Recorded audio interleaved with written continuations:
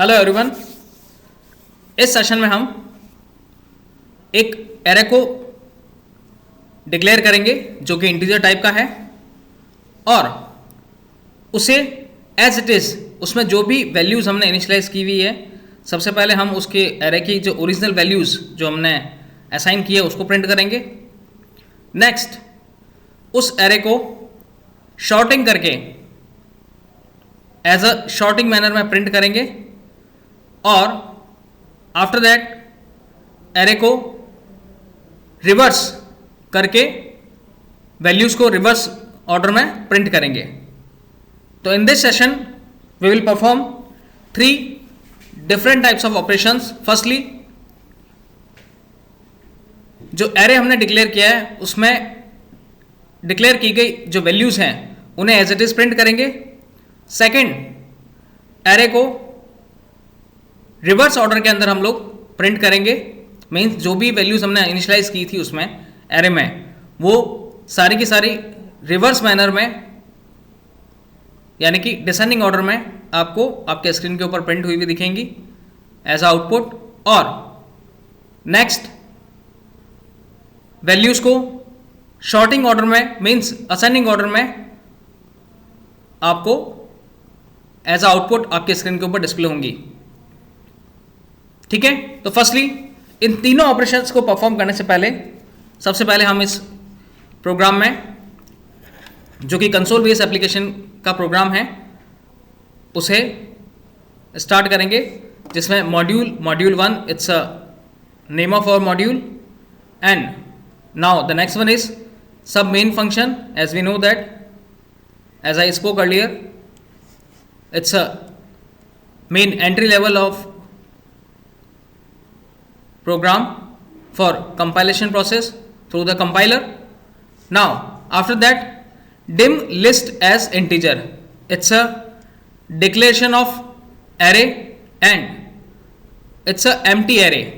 यहाँ तक हमारे को पता है कि it's a declaration of array और जो इसके सबस्क्रिप्ट हैं वो हमने blank छोड़ी दी हैं, means it's a empty array। After that जो कि डिक्लेयर करने के बाद में इक्वल्स टू सिंबल के बाद हमने इस लिस्ट नाम के एरे के अंदर ये वैल्यूज़ जो हैं कर्ली ब्रेसेस के अंदर कॉमा से सेपरेट करके वैल्यूज़ इसमें इनिशियलाइज कर दी गई है। Like 34, 72, 13, 44, 25, 30, 10। It's a different types of values which is entered after the declaration of list array।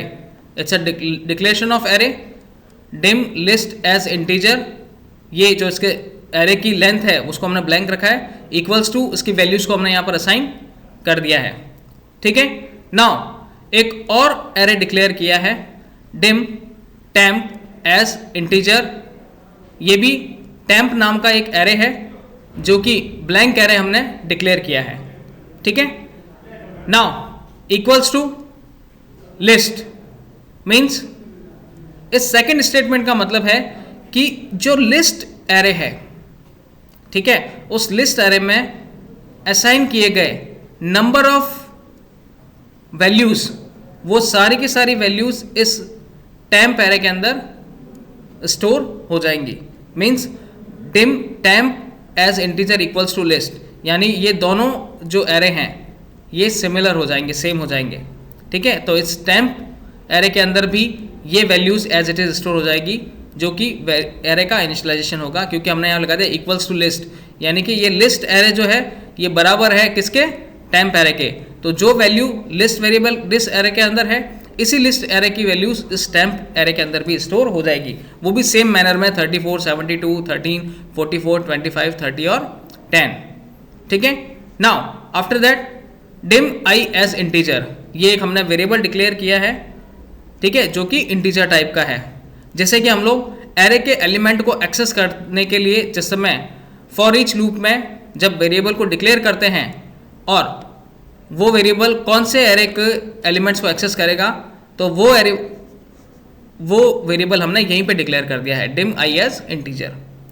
ठीक है, now after that console.write, it's simply a write method जो कि एज इट इज़ आपके स्क्रीन के ऊपर आपको जो भी डबल कोट्स में आपने कंटेंट या स्ट्रिंग लिखी है वो से एज इट इज़ स्क्रीन के ऊपर प्रिंट करेगा, like original array, like this one, ये जो आउटपुट में लिखा हुआ है ओरिजिनल एरे और डबल कोट्स कॉलन्स, ठीक है, ये एज इट इज़ आपको स्क्रीन के ऊपर डिस्प्ले होगा, ठीक है। नाउ उसके बाद में for each I in list, यानी कि लिस्ट फॉर ईच लूप जो होता है, हमें पता है कि एरे के अंदर स्टोर्ड एलिमेंट्स को एक्सेस करने के लिए हम फॉर ईच लूप को यूज में लेते हैं।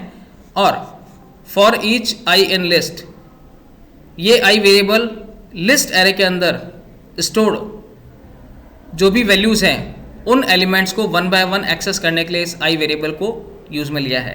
और फिर कंसोल डॉट राइट, फिर जो भी वैल्यू है उसमें स्टोर्ड उसे हमने प्रिंट करा है, ठीक है, यहाँ पर, और वो आई वेरिएबल की वैल्यू इसमें प्रिंट हो जाएगी। आफ्टर दैट यहाँ पे हमने %VB टैब, एक टैब दिया है, ठीक है, मीन्स जो भी वैल्यू प्रिंट होगी उस वैल्यू के प्रिंट होने के बाद में एक टैब स्पेस भी असाइन हो जाए, ठीक है। जो भी आई वेरिएबल में फर्स्ट एलिमेंट होगा वो एज इट इज प्रिंट होगा, प्रिंट होने के बाद में एक टैब का गैप आपको मिल जाएगा, ठीक है। नाउ नेक्स्ट आई फिर उसके सेकंड एलिमेंट को प्रिंट करेगा, प्रिंट करके फिर एक टैब देगा, फिर थर्ड एलिमेंट को प्रिंट करेगा, फिर एक टैब देगा, ठीक है। तो ये क्या है, ओरिजिनल एरे प्रिंट कर रहे हैं जो कि लिस्ट में है। ये हमारा लिस्ट वेरिएबल एरे हमने डिक्लेयर किया था। फर्स्ट एलिमेंट जो होगा वो प्रिंट करेगा लाइक 34, जैसे कि यहाँ पे देखें हम लोग क्या कर रहे हैं, ओरिजिनल एरे प्रिंट कर रहे हैं 34, फिर एक टैब दे रहे हैं, यहाँ पर स्क्रीन पे देखो आप, ये टैब दिया, ठीक है। आउटपुट में देखिए आप लोग, आउटपुट के अंदर original array first element access किया 34, फिर एक %VB टैब दिया तो ये एक टैब हो गया, फिर उसके दूसरे एलिमेंट को एक्सेस किया जो कि 72 है, सेम 72 है, यहाँ पर देखो हमारा 72 प्रिंट हुआ, फिर एक टैब दिया, फिर थर्ड एलिमेंट को एक्सेस किया जो कि 13 है, ये रहा 13, क्योंकि ये ओरिजिनल एरे प्रिंट कर रहा है, जो भी हमने at the time of initialization उसमें वैल्यूज़ दी थी उनको प्रिंट कर रहा है। तो अप टू 44, फिर टैब, फिर 25, 30 और 10, ये एज इट इज़ एरे के एलिमेंट्स जो हैं वन बाय वन एक्सेस होंगे और along with the one tab आपको आपके स्क्रीन के ऊपर डिस्प्ले होंगे। तो इट्स ओरिजिनल एरे का एक्सेस हो गया, ठीक है।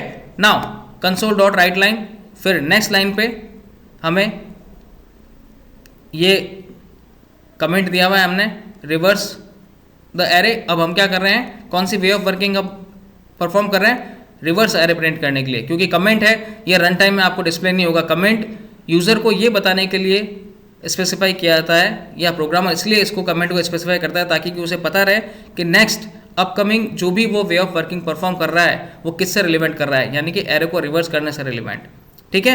इसका रन टाइम पर कोई भी इम्पैक्ट नहीं होता है।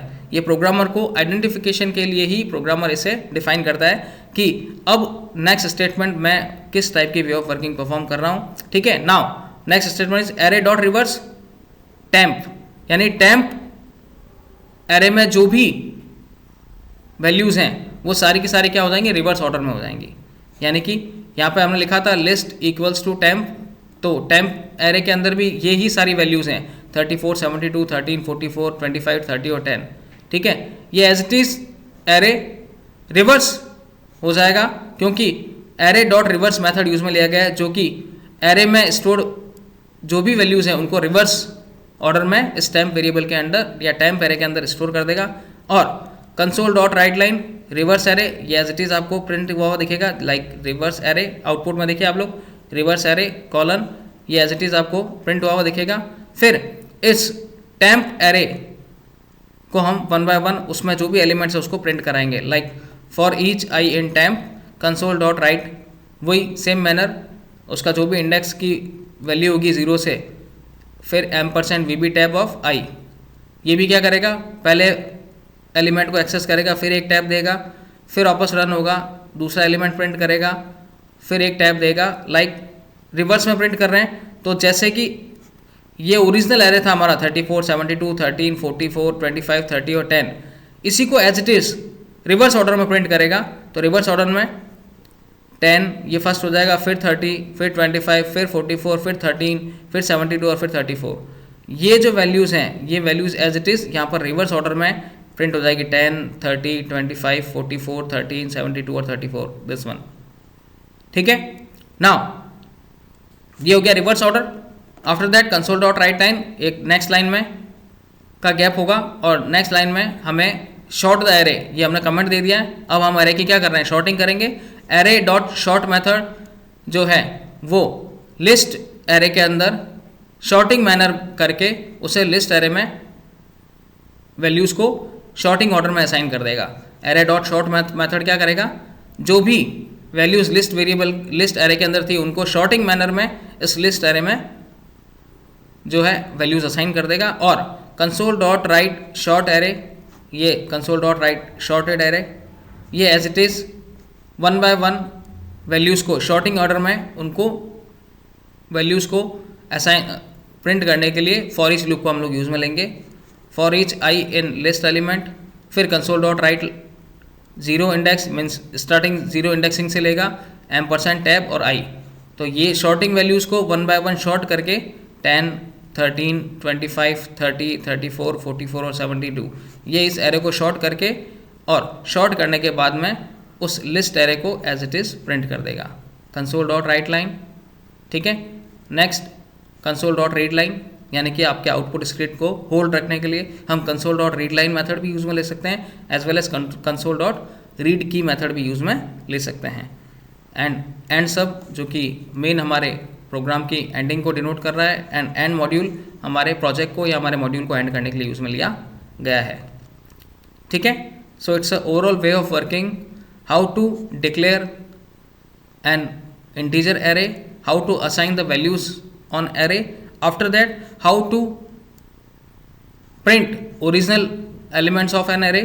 Now the next way of working is print array in reverse order.